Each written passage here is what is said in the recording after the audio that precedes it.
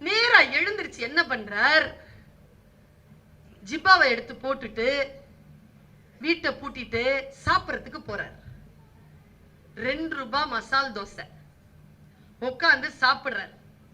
சாப்பிட்டு முடிச்சிட்டு தண்ணி குடிச்சிட்டு கை அலம்பிட்டு நேரா கல்லாப்பெட்டியில வந்து நின்னு ஜிப்பால கை போடுறாரு. பர்ச காணும். படிச்சாலே பதறுங்க அந்த கதை. பர்ச காணும். தொழாவராரு, காணும். வீட்டுல விட்டுட்டு வந்துட்டேன் நான் தெரியல, காணும். கல்லால உட்கார்ந்து இருக்கிற முதலாளி கிட்ட சொல்றார், அப்பா பர்ஸ் எடுத்து போட்ட ஞாபகம் இருக்கு, இப்ப பாக்குறேன் இல்ல, நான் சாப்பிட்டேன் 2 ரூபாய், நான் போய் அந்த காசை கொண்டு வந்துடுறேனே அப்படின்னு இவர் சொல்ல, அந்த கல்லால உட்கார்ந்து இருந்தவன் அவமானமாக ஒரு பார்வையை பார்த்து உறக்க சிரித்து, எத்தனை பேருடா இப்படி கிளம்பி இருக்கீங்கன்னு கேக்குறான். மனசு பதறுது அவருக்கு. அசிங்கமா இல்ல? இன்னொருத்தன் உழைப்புல வந்து சாப்பிட்டுட்டு திருடிட்டு சாப்பிட்டுட்டு இப்படி காசு இல்லைன்னு சொல்லிட்டு போறீங்க, மானம் இல்ல உனக்கு? இப்படி திட்டான். உடம்பெல்லாம் பதற, தன் காதில் மட்டும் அது விழவில்லை, அவன் சத்தமாக பேசுகிறான். 45 பேர் சாப்பிட்டு கொண்டிருக்கிறார்கள், எல்லோர் காதுகளிலும் அது விழுகிறேங்கிற பதட்டத்துல, சரிப்பா சரிப்பா கொஞ்சம் கொஞ்சம்பா, நான் ஏதோ வேலைன்னா கூட செஞ்சிடறேன்ப்பா, நான் கொடுத்துறேன்ப்பான்னு கெஞ்சுறாரு. அவரை பெருசா கொடுப்பியா நீ காசு? உன்னை பார்த்தாலே தெரியுதடா உங்ககிட்ட காசு இல்லைன்னு. அவர் எழுதிக்கிட்டே இருந்தாரா, 3-4 நாளா எழுதிட்டு இருந்திருக்கிறாரு. முகம் எல்லாம் சோகமா இருக்கு. அவர் இன்னும் குளிக்கவும் இல்லை, தூங்கல. உடனே அவர் சொல்றார், அந்த கல்லாப்பெட்டிக்காரன் சொல்றான், சட்டைய கழட்டுடா, சட்டையறா அப்படின்ன உடனே திரும்பி பார்க்கிறார். 45 பேரை வேடிக்கை பார்த்துட்டு இருக்காங்க. இவர் மனசுல சொல்லிக்கிறார், உங்களுக்காகத்தானே எழுதுகிறேன், 2 ரூபாய் கொடுக்கறதுக்கு உங்கள யாரும் இல்லையா? அவருக்கு வாயிலிருந்து வார்த்தை வரவில்லை. அவர்களை வேடிக்கை பார்த்து விட்டு சட்டையை கழட்டுறார். அவன் அதை அப்படியே கல்லாப்பெட்டியில போடுறான். தம்பி, நான் போய் உனக்கு வேலை ஏதாவதுனா செஞ்சிடறேன், நான் போய் காசு எடுத்துட்டு வரதுக்கு மட்டும் எனக்கு அனுமதி கொடு. மானத்தோட போயிருவியாடா நீ? வேட்டியை கழட்டுடான்றான். அவர் பதறி கண்ணெல்லாம் கலங்க, நான் பதறி போனேன் என்று சொல்லிட்டு அந்த வேஷ்டியை அவிழ்க்கிறதுக்காக கைய வைக்கிறார். சார், எங்க இருந்தோ ஒரு குரல், சார் வேஷ்டியெல்லாம் அவுக்காத சார். நேரா ஒருத்தன் உள்ள என்ட்ரி. என்னயா, எவ்வளோயா வேணும் உனக்கு? 2 ரூபா. இந்தாடா ஒரு 2 ரூபா போட்டு, சார் ஜிப்பா போடு சார், போடு சார். ஜிப்பாவை அவனே போட்டு விடுகிறான். வெளியில் கையை அழைத்து கொண்டு வந்து ஒரு இருட்டு பக்கத்தில் நிறுத்தி தன்னுடைய வேஷ்டியின் மேல் பகுதியை அவிழ்த்து அப்படி காட்டுறான். இதுல எது சார் உன்னுடைய கைப்பை? பணப்பை எடுத்துக்கோ சார். அவர் எழுதுறார், நான் பார்த்தேன், அதில் என் கைப்பை இல்லை, என் பணப்பை இல்லை, இதுல என் பணப்பை இல்லப்பா என்று நான் சொன்னேன். அவன் வேஷ்டியை மடித்து கட்டிக்கொண்டு முதுகை தட்டி கொண்டு, பத்திரமா வீட்டுக்கு போ சார் அப்படி என்று சொல்லிவிட்டு அவன் இருட்டில் கரைந்தான். நான் அவனையே பார்த்து கொண்டிருந்தேன். அவர் இப்படி கதையை முடிக்கிறார். தோழமைகளே, ஏதோ மறந்து விட்டேனே, இப்படி என் மானத்தை காப்பாற்றி அவன் பெயரை நான் கேட்டிருக்க வேண்டும். நான் எழுத்தாளன் இல்லையா? பெயரை நான் பதிவு செய்ய வேண்டுமே. ஐயோ, அவன் போய்விட்டானே. அவன் போனால் என்ன, அவனுக்கு 2 பெயர்கள் தான் இருந்திருக்க வாய்ப்புண்டு. ஒன்று, அவன் பெயர் கருணை என்று இருக்க வேண்டும், இல்லை என்றால் அறம் என்று இருந்திருக்க வேண்டும் என்று அந்த கதையை முடிக்கிறார் பஷீர். நான் ஒரு மனிதனை பார்க்கிறேன். மனிதன் பசியுடன் நிற்கின்ற பொழுது மற்ற காரியங்கள் எல்லாம் எனக்கு பின்னால் வருகின்றன. அதனால் தான் நம் தமிழ் மரபிலே கெட்டவர்களே இல்லைங்க கதையில. நீங்க பழைய மரபு கதைகளை எடுத்து பாருங்களேன், கெட்டவன் யாருமே கிடையாதுங்க. அதனால் தானே வள்ளுவன் சொல்லுகிறான், ஒருத்தன் கெட்டவனா படித்தால் தெரிகிறது யார் கெட்டவன் யார் நல்லவன் எப்படி கண்டுபிடிப்பது. அளவுகோல் தருகிறான் தாத்தன் வள்ளுவன். குணம் நாடி குற்றம் நாடி அவற்றுள் மிகை நாடி மிக்க குழல். ஒருத்தங்களை கூப்பிடு, பழகு, குணம் நிறைய இருக்கா குற்றம் நிறைய இருக்கா ரெண்டம் பாரு, எது நிறைய இருக்கா தான் போ. இப்படி சொல்கிறான் வள்ளுவன். நான் யோசித்து பார்க்கிறேன், வாசிப்பு என்னை என்ன செய்கிறது? வாசிப்பு என்னை எங்கே அழைத்து செல்கிறது? எந்த நிலையில் என்னை உயர்த்துகிறது? என் மனதை இப்படி சொல்கிறேன் என் தோழமைகளே. பாரதி சொல்லுவார், துணிவெழுக்க சாம்பல் உண்டு எங்கள் முத்து மாரியம்மா எங்கள் முத்து மாறி, மனம் வெளுக்க சாம்பல் இல்லை எங்கள் முத்து மாரியம்மா எங்கள் முத்து மாறி. நான் சொல்லவா, மனம் வெளுக்க சாம்பல் தான் கவிதை புத்தகங்களும் இலக்கிய புத்தகங்களும் இசையும். என்னுடைய தந்தை யாருங்க, ஒரு முறை எனக்கு டீ குடிக்கிறதுக்காக என் வீட்டுக்கு வருவார். நான் தேத்தண்ணி நல்லா போடுவேன், லெமன் டீ நல்லா போடுவேன். அது குடிக்கிறதுக்காக அப்பா 2வது மாடி ஏறி வருவார். ஒரு முறை ஏறி வந்தார். ஒரு கசல்னா ஒரு கவிதை ஒலித்து கொண்டிருந்தது. நான் அந்த புத்தகத்தையும் வாங்கினேன், அந்த ஒலிநாடாவையும் வாங்கினேன். ஒலிநாடாவை போட்டு விட்டேன், அப்பாவுக்கு பிடிக்கும்னு. அப்பா குலுங்கி குலுங்கி குலுங்கி அழுறார். திரும்பி வந்தேன், என்னப்பான்னு அழுறார். நிறுத்த முடியல அழுகைய. அப்பா ஒரு கவிஞர். நான் பல காலம் போனதற்கு பிறகுதான் அந்த கவி மனதை நான் புரிந்து கொண்டேன். அப்பொழுது நான் அவர் மீது சந்தேகப்பட்டேன். அந்த கவிதை என்ன சொல்லுச்சு தெரியுமா?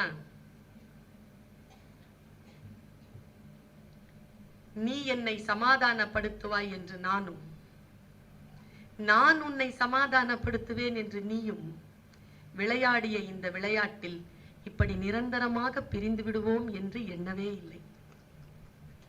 இதுதான் அந்த பாட்டு. அப்பாவை கலங்கடிச்சிருச்சு பாட்டு. நான் எங்க அம்மாட்ட வந்து சொன்னேன், அம்மா அப்பாவை கொஞ்சம் ஜாகிரதையா பார்த்துக்கோ அப்படி சொல்றார். பின்னாளில் நான் கொஞ்சம் வயது மூத்தது ஆனதற்கு பிறகு என் தந்தையின் மனநிலை எப்பொழுது புரிந்து கொண்டேன் என்றால், எங்கோ உட்கார்ந்து கொண்டு தன் குழந்தைகளின் தன் வாழ்க்கையின் வறுமை நிலையை எண்ணி பார்க்காமல் கரும்பு தோட்டம் தனிலே என்று கவிதை எழுதி யாருடைய பசிக்காக அழுதான்ல பாரதி. என் தகப்பன் ஒரு கவிஞனாக நின்று கொண்டு யாரோ ஒருவருடைய பிரிவை நினைத்து எண்ணி அழுத அந்த கண்ணீர் என்பதை புரிந்து கொள்வதற்கே எனக்கு 10 வருடங்கள் ஆகிறது. வாசிப்பு நம்மை புரிய வைக்கிறது. மனிதர்கள் யார் என்கின்ற தேடலில் நமக்கு பல விஷயங்களை காண கிடைக்கின்ற பொக்கிஷமாக அது கிடைக்கிறது. நான் பலப்படுகிறேன், இந்த சொற்களினால் நான் பலப்படுகிறேன். உங்களுக்கு நான் ஒரு விஷயத்தை சொல்கிறேன். வாசிப்பு என்ன செய்யும்? ஒரு புத்தகம் மரம் போல் நமக்குள் கிளை விரித்து பரப்பி நமக்கு மிகப்பெரிய நிழலை தந்து நாம் இயற்கையோடு இயற்கையாக ஒன்றிணையக்கூடிய அந்த 6ஆம் அறிவை சிலிர்க்க வைக்கும். அந்த புத்தகங்களை தேடி போங்க. இன்னைக்கு எத்தனாவது நாள்னு எனக்கு தெரியாது. சட்டுன்னு போயெல்லாம் வாங்கிறாதீங்க, பிளான் பண்ணுங்க. யார் கடன் கேட்டாலும் புக்கு தராதீங்க. ஒருத்தர் சொன்னா, என் ஃப்ரெண்டு, என்கிட்ட இருக்கிற புக்கெல்லாம் ஃப்ரீயா இப்படி வாங்கினது தான். ஏங்க அது வாங்கும்போது கூச்சமா இருக்காதா? திருப்பி கொடுக்கணுங்கிற ஒரு எண்ணமே இல்லாத ஒரே விஷயம் புக்கு. கொடுக்கவே கொடுக்காது. ஒரு சின்ன குட்டி, பெண்களுக்கு சொல்கிறேன், ஒரு குட்டி லைப்ரரியை மெயின்டைன் பண்ணுங்க, வாசிங்க. அதை மற்றவங்களுக்கு வந்து ரொட்டேஷன்ல கொடுங்க, கொடுத்து வாங்கிக்கோங்க, காசு மிச்சமாகும். நான்லாம் அப்படி சொல்வேன், என் மாணவிகள் கிட்ட சொல்வேன், நல்ல புக்கு ஒன்று கொண்டாந்து கொடு, படிச்சுட்டு அதோட சேர்த்து இன்னொரு புக்கு கொடுப்பேன். அதை படிச்சுட்டு நீ கொண்டாந்து அந்த புக்கை திருப்பி கொடுக்கும் போது நீ ஒரு புக்கை திருப்பி கொடு, நான் 2 புக்கு உனக்கு கொடுப்பேன். புத்தக வாசிப்பு என்பது ஒரு வழக்கம். அந்த பழக்கத்தை நாம் தெரிந்து கொள்வதன் மூலமாக பல பல ஞான திறப்புகள், பல பல திரைச்சிலைகள் விலகுகின்றன. வாசிக்கின்ற பொழுது பல திரைச்சிலைகள் விலகி, எனக்கு விலகி இருக்குங்க. அவர் சொல்ற மாதிரிலாம் அதுல இல்லைங்க, நீங்க சொல்ற மாதிரிலாம் அதுல இல்ல, அது வேற சொல்லுது. காந்தியடிகளுடைய ஒரு புக்கை படிச்சேங்க, அப்புறமா தான் தெரிஞ்சுக்கிட்டேன் இன்னொரு புக்கு இருக்குது, அதை தேடி போகணும்னு. காந்தியடிகளிடம் கஸ்தூரிபாவுக்கு சில கேள்விகள். நான் அந்த புத்தகத்தை படிச்சேன், அந்த புத்தகத்தை போய் படிச்சேன். நேருவை பற்றிய புத்தகம். யார் இவர்? இவரை பற்றிய வரலாறு என்ன? இவர் அரசாட்சி செய்கின்ற பொழுது, முதல் பிரதம மந்திரியாக இருக்கின்ற பொழுது என்னென்ன மாற்றங்கள் நாட்டில் நடந்தன? அந்த குடும்பத்தில் ஏன் அத்தனை கொலைகள் நடத்தப்பட்டு இருக்கின்றன? என்ன விஷயம் அது? போங்க. காந்தி யார் அவர்? அறிவர் அம்பேத்கர் யார் அவர்? எங்க மேக்னாட் சாகான்னு ஒருத்தர் இருக்கிறாருங்க, யாருன்னே தெரியாது, பெரிய பிசிக்ஸ் பெரிய ஆளுங்க. நம்முடைய தேசத்தில் பாராளுமன்றத்தில் இருந்தவர் மேக்னாட் சாகா. அவரை பற்றி படித்து பாருங்கள். நேருவுக்கு பக்கபலமாக இருந்தவர். பல விஷயங்களை தெரிந்து கொள்ளுகின்ற பொழுதுதான், நான் வெறும் பேச்சாளர் மட்டும் கிடையாது, ஒரு பேராசிரியராகவும் இருக்கிறேன். வாசிப்பு என்பது என் தொழில், வாசிப்பு என்பது என் பழக்கம். இப்போ என்னுடைய பேக் திறந்து பார்த்தாலும் ஒரு படிக்கிறதுக்கு வாய்ப்பு இருக்கோ இல்லையோ, வாய்ப்பு இருந்துச்சுன்னா 2 புக்கு வச்சிருப்பேன் உள்ள எப்பவுமே. எப்பொழுது வேண்டுமானாலும் அதை திருப்பி வாசிக்கலாம். வாசிக்கின்ற பொழுதுதான் பல விஷயங்கள் புரிந்து போகிறது. பல விஷயங்கள் ஏற்கனவே நம்பிக்கொண்டிருந்த விஷயங்களின் மீது விஷக்கருத்துக்கள் எவ்வளவு இருந்திருக்கின்றன என்பது நமக்கு புரிந்து போகிறது. நான் இன்னதுதான் வாசிக்க வேண்டும் என்று சொல்ல மாட்டேன், எல்லாவற்றையும் வாசியுங்கள் என்று சொல்லுவேன். வாசித்தால் தான் எது தவறு எது சரி என்பது நமக்கு புரிந்து போகிறது என்பதற்காக சொல்லுகிறேன். வாசிப்பு பழக்கம். நான் ஒரு சம்பவத்தை சொல்றேன். படிக்கின்றதனால் எனக்குள் சில நெகிழ்ச்சிகள் வருகின்றன, எனக்குள் சில நுட்பங்கள் தெரிகின்றன. லைட் இருக்கு இல்லைங்க, லைட் என்னதுங்க இது? லைட்னா என்னங்க? டிரான்ஸ்லேஷன் நான் கேட்டேன்.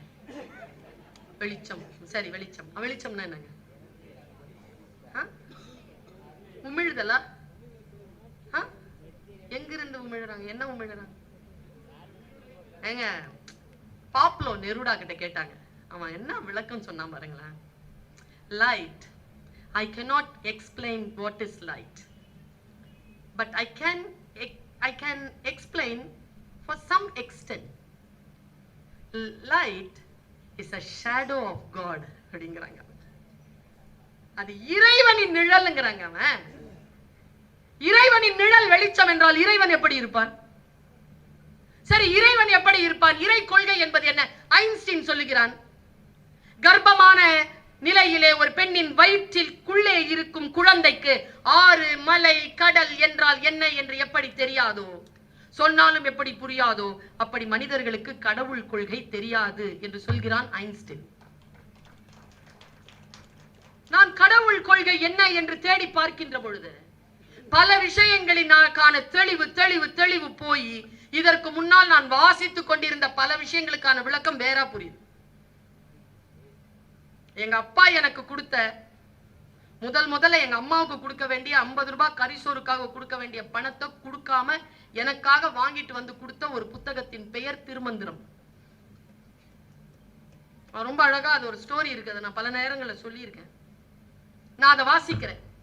எப்பவோ வாசிச்ச ஒரு பாட்டு தான் இன்னைக்கு வாசிக்கும் போது என் ஊன் உடல் அதிர்துங்க. விளக்கம் வேறையா இருக்குங்க, புரிதல் வேறையா இருக்கு. வயதாவது இல்ல, புரிதல் வேறையா இருக்கு. புதிய அனுபவம் தான். இதோ உங்களுக்கு தெரிந்த அந்த பாட்டை சொல்லுகிறேன். இப்பொழுது இந்த அவையில் இருக்கக்கூடிய யாரும் கிறிஸ்தவர்களாக இருந்துட்டு போங்க, முஸ்லிம்களாக இருந்துட்டு போங்க, என்னவாவும் இருந்துட்டு போங்க, நான் இந்த பாட்டை சொல்றேன். இறைவனிடம் கையேந்துங்கள்னு ஒரு பாட்டு இருக்கு தெரியுமா? அல்லாங்கிற அந்த சொல்ல மட்டும் எடுத்துட்டு நீங்க உங்க சாமி பேர் சொன்னா சூப்பர் பாட்டு. சரியா? இறைதான் பாருங்க. நான் சொல்லும் போது எனக்கு இப்போ படிக்கும் பொழுது கண் கலங்குது. எனக்கு புரியுது இல்ல. அம்மாவை இதுக்கு முன்னால புரியலைங்க எனக்கு. அம்மாவை புரியுதுங்க. அம்மாவை புரிய ஆரம்பிக்கும் போது உடல் பதறுது. அப்பாவை புரிஞ்சுக்கிறேங்க. அப்பாவை இதுக்கு முன்னால புரிஞ்சது வேற, இப்ப புரியும் போது பதறுதுங்க உள்ள. எங்கேயோ மிஸ் பண்ணிட்டோமோ? நீங்க எல்லாரும் யோசிச்சு பாருங்க, எங்கேயோ மிஸ் பண்ணிருக்கீங்க. ஒருத்தி சொல்றா, இன்னைக்கு சின்ன பாப்பா ஒண்ணு பேச்சு போட்டியில சொல்றா, அம்மாவின் அடிவயிற்று கீறல்களை விட குறைந்தது இல்லை அப்பாவின் கையில் காய்த்த காய்ப்பு. அப்பாங்க பாருங்களேன், இறை அப்படிங்கிற கொள்கை எப்படி புரியுது பாருங்களேன். உள்ளம் பெரும் கோவில், எவ்வளவு அழகா சொல்றீங்க. இதுல எனக்கு என்னன்னா, ஆல் தி பெஸ்ட் சொல்ற மாதிரி சொல்லிட்டு இருக்கிறோம். உணர்ந்து சொல்றது all the best, all the best, I congratulation, good morning. பொருள் புரிந்து சொல்றதே இல்லை. பொருள் புரிஞ்சு சொல்லி பாருங்களேன். சொல் வீரியமானது, அது நடக்கும். புரிஞ்சு சொன்னீங்கன்னா பிரபஞ்சம் கேட்கும். குட் மார்னிங் சொன்னீங்கன்னா கேட்கும். நீ எதை தேடுகிறாயோ அது உன்னை தேடுகிறது. ஜலாலுதீன் ரூமி. ரொம்ப டீப்பா எதையாவது சொன்னீங்கன்னா அது வந்துடும் முன்னால. நீங்க எத்தனை பேர் டீப்பா என்ன பார்க்கணும்னு நினைச்சீங்களோ வந்துட்டேன். வந்திருக்கிற வாய்ப்பே கிடையாது, வாய்ப்பே கிடையாது. வந்துட்டேனே. பாருங்களேன், உள்ளம் பெரும் கோவிலுங்க அது. நீங்க கோயிலுக்குள்ள போறீங்களே, அவர் சொன்னாருங்க, செருப்பு போட்டுட்டு சாப்பலுக்குள்ள போலாம் தெரியுமா? ஜீசஸ் கிரைஸ்ட் கிட்ட கேக்குறாங்க, சூப்பரா சொல்றாரு. ஹி இஸ் எ ரிஃபார்மருங்க. சூப்பரா சொல்றாரு. மனதில் இருக்கக்கூடியவற்றை விடவா காலில் இருக்கும் அழுக்கு தீட்டுப்பட்டு விடும்? மனசை கழுவிடா முதல்ல. Is a reformer. சொன்னாங்களே இவ விபச்சாரி, கல்லெடுத்து சூப்பரா எழுதினாரு சிம்பிளா. உங்களில் யார் தவறு செய்யவில்லையோ அவர்கள் முதல் கல்லை எறியுங்க. சைலண்டா இருந்தாருங்க, செத்து போனாருங்க நமக்காக. கடைசி நிமிஷம் வரைக்கும் ரிக்ரெட்டே இல்லாம ஒரு ஆளால் இருக்க முடியுமா? அவர் சொல்றார், என்ன கருணையான உலகம், முள்முடி ரத்தம். ஒருத்தன் லெபனான் கவி எழுதுறான், என்ன கருணையான உலகம், முளை விதைத்தால் ரோஜா அல்லவா முளைக்கிறது. முள் விதைத்தால் ரோஜா முளைச்ச ஆளுங்க அது. பாருங்களேன், உள்ளம் பெரும் கோவில் ஊன் உடம்பு ஆலயம். உடம்பு தாங்க கோவில், ஆலயம், கட்டடம் எல்லாம். எவ்வளவு அழுக்கு பண்ணி வச்சிருக்கிறோம் இந்த ரெண்டுத்தையும். எவ்வளவு அழுக்கு பண்றோங்க. இந்த ஊன் உடம்பு ஆலயம் என்றால் இதை அழுக்கு பண்ணுவோமா? குடிப்போமா? தேவையற்ற ஹராமான விஷயத்தை சாப்பிடுவோமா? ஒதுக்கப்பட்டவற்றை சாப்பிடுவோமா? சாப்பிட மாட்டோமே. உள்ளம் பெரும் கோயில் என்றால் பாரு அவ எப்படி இருக்கா பாரு. சொல்லுவோமா? சொல்ல மாட்டோமே. பொறாமைப்பட மாட்டோமே. அநீதிக்காக சந்தோஷப்பட மாட்டோமே. உள்ளம் பெரும் கோவில் ஊன் உடம்பு ஆலயம். அப்புறம்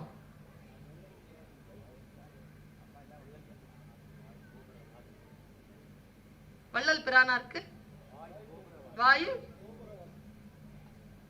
வள்ளல் பிரானாருக்கு வாய் தான் கோபுர வாசல். இதுல இருந்து கெட்ட வார்த்தை வரக்கூடாது, கெட்ட விஷயம் உள்ள போக கூடாது. Double door lock. காந்தி தாத்தா பொம்மை, டபுள் டோர்.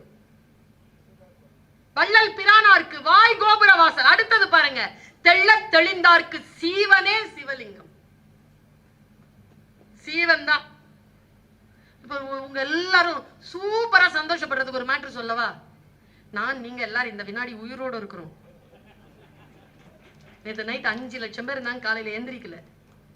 இப்போ ஒரு அரை மணி நேரத்துக்கு முன்னால ஒரு 1000 பேராவது உலகத்துல செத்து போயிருப்பாங்க. நானும் நீங்களும் உயிரோட இருக்கிறோம். தெள்ள தெளிந்தார்க்கு ஜீவனே சிவலிங்கம். அவர் உயிரோடு இருக்கும் தேவன் சொல்றீங்கல்ல, அந்த தேவன் வேறு எங்கேயும் இல்லை, உள்ளே இருக்கிறார். தெள்ள தெளிந்தார்க்கு ஜீவனே சிவலிங்கம். அடுத்த அடிச்சா பாருங்க குருநாதர், கள்ள புலன் 5 காடா மணி விளக்கு. இது புரிஞ்சு போச்சுன்னா நாம கள்ளம் செய்யற அந்த 5 உறுப்புகள் இருக்குல்ல, இது எல்லாம் விளக்கு மாதிரி வந்து சாட்சி சொல்லும். சாட்சியா நிக்கும், நம்மள பார்க்கும். ஏய் ஜாகிரதை, தொடாத, பேசாத, சாப்பிடாத, பார்க்காத. இந்த வாய்ப்பு இருந்தால் இது வந்து சேரும் என்று சொல்லுகிறான் திருமூலன்.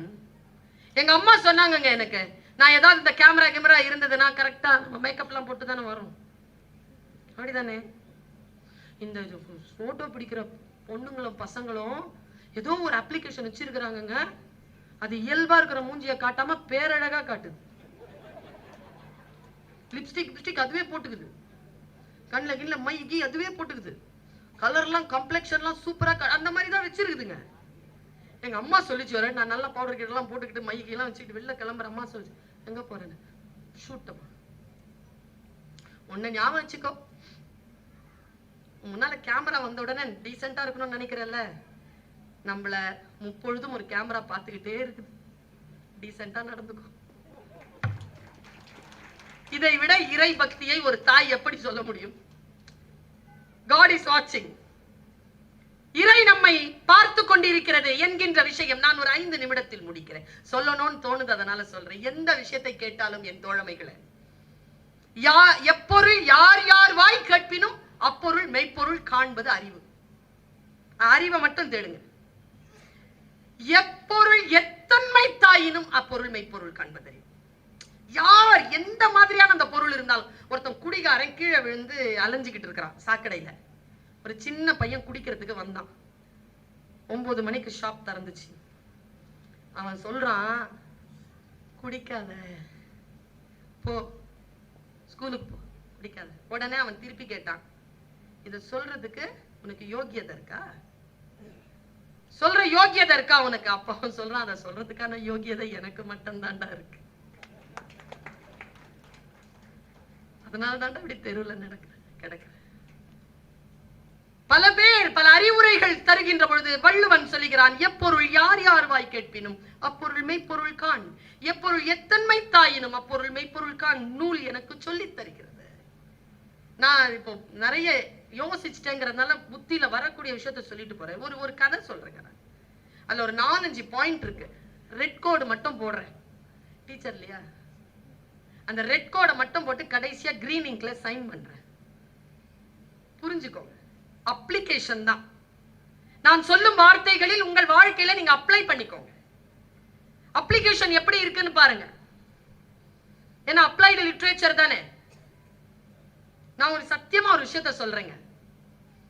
புத்தகங்களை எப்படி தேடி வாசிக்க வேண்டுமோ திரைப்படங்களையும் அப்படி தேடி கண்டுபிடித்து பார்க்க வேண்டும். எல்லா திரைப்படங்களும் பாத்துறாதீங்க. நம்ம நாட்டுல தாங்க இப்படி கைய காட்டின உடனே குண்டு நிக்குதுங்க. குண்டு நிக்குமா? கைய காட்டுறாருங்க அவரு, அது நிக்குது. இவர் ஓடுறாரு, அது துரத்துது. இவர் போய் ரைட்ல திரும்புறாரு, அதுவும் இண்டிகேஷன் போட்டு திரும்புது. கடைசி அவர் இப்படியே சுத்தி ஒரு டம்ளரை காட்டுறாரு, தண்ணியில அதுக்கு விழுந்து தற்கொலை பண்ணிக்குது. இத பாக்குறதுக்கு கோடி கோடி ரூபாய் சம்பாதிப்பு அவருக்கு. எனக்கு கோடி ரூபாய் கொடுப்பீங்க? நல்லா தானே பேசுறேன். நடிக்கிறவங்களுக்கு கொடுக்குறீங்க. நான் ஒண்ணு சொல்லட்டுமா? நான் கோடீஸ்வரி தான். கோடி ரூபாய் கொடுக்க மாட்டாரு. யார் கொடுக்கறது? டிஆர்ஓவா? அந்த அம்மா கொடுத்துட்டு போயிருச்சோ. நான் ஒண்ணு சொல்றேன், கோடி ரூபாய் கொடுக்க ஏங்க அந்த யோகியதை இல்லையா என் பேச்சுக்கு? அந்த கோடியில போய் நின்னுக்க. கோடிலாம் கிடையாது. எங்க ஐயா பெரியார்தாசன் சொல்வார், உண்மையா ஒருத்தன் குதிப்பான் சினிமாவுல, அவனுக்கு பேர் டூப்பு. குதிக்கிற மாதிரி ஒருத்தன் நடிப்பான், அவனுக்கு பேர் ஹீரோ. உண்மையா குதிக்கிறவனுக்கு 1000 ரூபாய் சம்பளம், குதிக்கிற மாதிரி நடிக்கிறவனுக்கு கோடி ரூபாய் சம்பளம். இந்த சமூகம் உருப்படுமான்னு அவர் கேட்பார். நான் இல்ல. நான் சொல்லட்டுமா? நான் கோடீஸ்வரி தான். படிச்சதனால் சொல்றேன். எப்பொழுது பர்வீன் சுல்தானா பேசுகிறேன் என்றால், தமிழகத்தில் தமிழ்நாட்டில் 1 கோடி காதுகள் திறந்து கொள்கின்றனவோ அப்பொழுது நான் கோடீஸ்வரி. எல்லாமே காசாதான் பார்க்கணுமா? Everything is not in terms of money. எல்லாமே காசு கிடையாது. ஒரு விஷயம் படிச்சதனால சொல்றேன், சொத்து சேர்த்து வைக்காதீங்க. 3வது தலைமுறை அதை அனுபவிக்காது. எந்த 3வது தலைமுறையும் எந்த சொத்தும் அனுபவிச்சது கிடையாது. என் அம்மா கிட்ட 250 பவுன் இருந்ததா எங்க அம்மா சொல்றாங்க. எங்க போச்சுன்னு தெரியல. எங்க அம்மா கிட்டயும் இல்ல. 3வது தலைமுறை அதை அனுபவிக்காது. எந்த வீட்டை 3வது தலைமுறை மாற்றி அமைக்கும். சேர்த்து வைக்காதீர்கள். சேர்த்து வைக்காதீர்கள் என்று சொல்லக்கூடிய இந்த விஷயத்தில் நான் ஒரு தெளிந்த பார்வையுடன் இருக்கிறேன். இந்த டாலர் தாங்க அந்த வரலாற்று சிறப்பு மிக்க டாலர். இந்த டாலரை பண்ணிட்டு வீட்டுக்கு வரேன். என் பையன் அப்போ 4th ஸ்டாண்டர்ட் படிக்கிறான். அவன் இந்த டாலரை பார்த்த உடனே, நான் காலேஜ்க்கு கிளம்புறேன், அவன் சொல்றான், அம்மி சூப்பர் அப்படின்னா. ஆஃப்டர் 25 இயர்ஸ் கூட ஸ்டைல் குறையவே குறையாது. சூப்பர், யூஸ் பண்ணலாம். அவன் சொல்லிட்டானா? இதை சொன்னதுக்கு அப்புறமா ஒரு 15-20 நாளைக்கு அப்புறம் 2 வீலர் ஓட்டிட்டு போறேன். குட் ஷெப்பர்ட் ஸ்கூல் இருக்குல்ல, அதுக்கு வெளியில சுவர்ல ஒண்ணு எழுதி போட்டிருந்தான். கடவுள்னு சைன் பண்ணி இருந்தார். இதுல, நீ அநியாயமாக சேர்த்து வைத்திருப்பதை அனுபவிப்பதற்கு என் ஆசீர்வாதம் கொண்ட ஒருவன் வருவான்.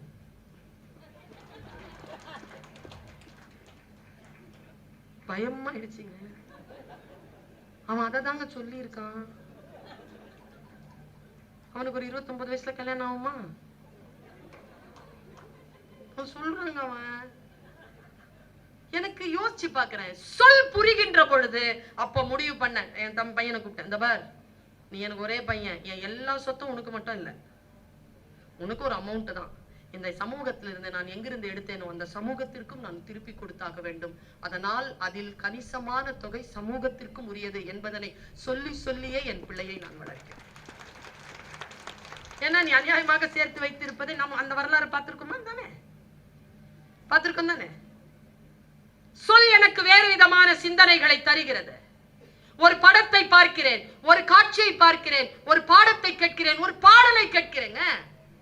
இன்னைக்கு கேட்டா புதுசா இருந்ததுங்க அந்த பாட்டு. நினைப்பதெல்லாம் நடந்து விட்டால், சொல்லுங்க பாப்பா அந்த பாட்ட. நினைப்பதெல்லாம் நடந்து விட்டால் தெய்வம் ஏதும் இல்லை, நடந்ததையே நினைத்திருந்தால் என்றும் அமைதி இல்லை. சூப்பர்ல. எங்கே வாழ்க்கை தொடங்கும், அது எங்கே எவ்விதம் முடியும், இதுதான் பாதை, இதுதான் பயணம் என்பது யாருக்கும் தெரியாது. பாதையெல்லாம் மாறி வரும், பயணம் முடிந்துவிடும், மாறுவதை புரிந்து கொண்டால் மயக்கம் தெளிந்துவிடும். இன்னைக்கு காலையில கார்ல கேட்டு வந்தேன், வேறு விளக்கம் தருகிறது. நான் ஒண்ணு சொல்லட்டுமா? பெண்களுக்கு சொல்றேன். 2 பெண்கள் சேரும் பொழுது தயவு செய்து 3 விஷயத்தை பற்றி பேசாதீர்கள். உடையை பற்றி பேசாதீர்கள், உணவு பேசாதீர்கள், இல்லற வாழ்க்கை,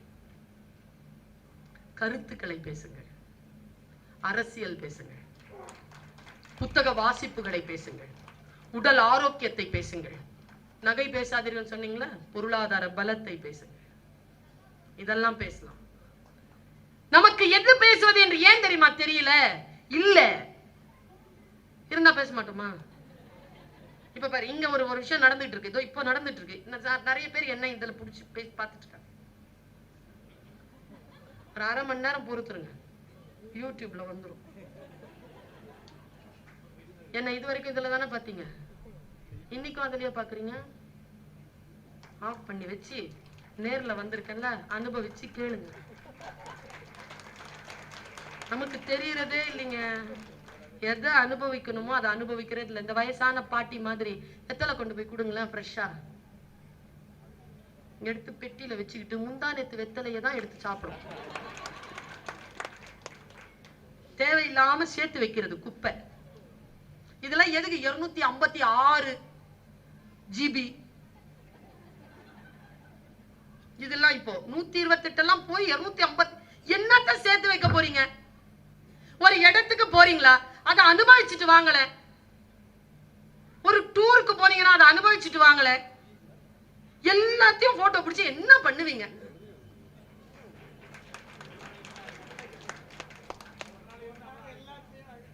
அதை அழிக்கிறதுக்குள்ள லூஸ் ஆகி போயிடுறாங்க நிறைய பேர்.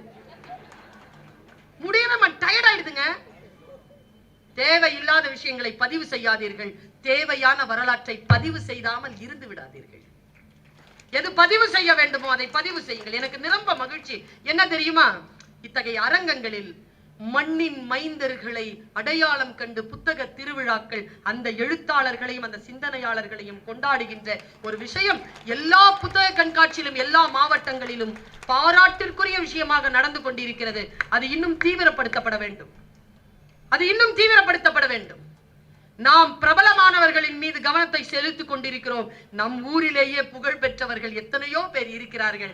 அவர்களை பற்றிய நினைவே இல்லாமல் நாம் இருப்பதற்கெல்லாம் இதுதான் வடிகாலாக இருக்க முடியும் என்று நான் நம்புகிறேன். ஒரு கதையை மட்டும் சொல்லிட்டு போறேன்னு சொன்னா அந்த கதையை சொல்லிட்டு போயிடுறேன். டேக்கவே. தெரிந்திருந்தால் நினைவுபடுத்திக் கொள்ளுங்கள், தெரியாதிருந்தால் தெரிந்து கொள்ளுங்கள். டீச்சர்ல அதனால ரெட்லைன் போடுறேன்னு சொன்னேன். ஒரு 8 வயசு பையன் ஆடு மேய்க்கிறவன். ஆடு மேய்க்கிறதுக்காக போனான். ஆனா அவன் கொஞ்சம் என்ன மாதிரி வித்தியாசமா ஏதாவது செய்வான். எல்லாரும் புல்லாங்குழல் தானே எடுத்துட்டு போவாங்க. அவன் மட்டும் ஏதோ ஒரு கிட்டார் மாதிரி ஒரு பொருளை எடுத்துட்டு போறான். டிஃப்ரெண்டா இருக்கணுங்க. ஏதோ ஒரு விஷயத்துல டிஃப்ரெண்டா இருக்கணும். அவங்கள மாதிரியே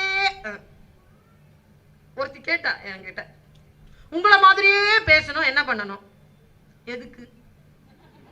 நான் தான் என்ன மாதிரி பேசிட்டு இருக்காங்க, நீ உன்ன மாதிரி பேசு.